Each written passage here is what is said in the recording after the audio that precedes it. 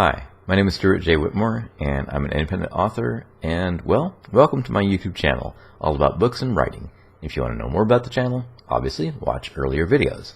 In this video, I want to talk about the tools that writers can use to craft the story to begin with. There are many other tools that are involved in publishing a book, editing tools, proofreading software, whatever. But first, the story has to be written. And there are many tools that writers can use to do that initial step.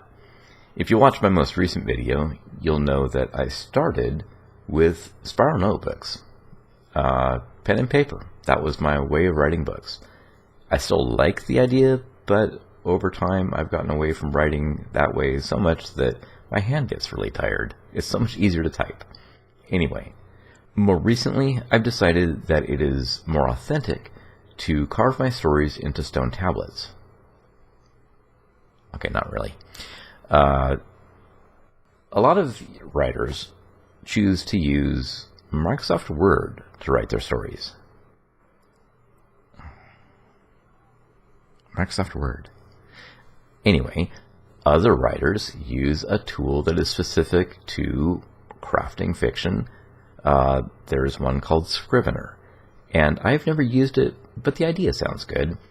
It allows you to build information about your story, about your world, about your characters, outside of the actual text of the story. I have experimented with and actually productively use an alternative called Manuscript. It is free software. I don't use it for everything, but one of the things I like about it is that you can configure it to store the content that you write in markdown files. And that's really at the heart of what I do personally. Now, I don't have to use Manuscript. I can open up a plain text editor. A markdown file really is just plain text.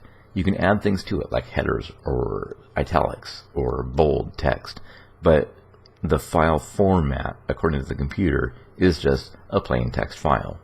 And you can feed that file into something like Pandoc to generate different formats. So you can go from a markdown file to a Word file or to an ODT file. And I find that flexibility really helpful. The other thing that Markdown allows me to do is write wherever and whenever I can. So it's not just Markdown, it's really Markdown plus cloud storage. I used to use Dropbox, now I'm using a Nextcloud instance. But the idea is that no matter where I am, no matter what computer I have available, whether it's my phone, or it's my Chromebook, or it's my desktop PC, I can open up my document and get words written. I'm not locked in to a certain file format from a certain software publisher. I'm not locked into a specific device. I'm not locked into a specific network environment. I have a lot of freedom, and for someone like me who is very busy with things other than writing, it's very helpful to be able to say, hey, shoot, I got 5 minutes here, let me get some words written, and use whatever I have available. So far I have not been able to write markdown files using smoke signals from a campfire.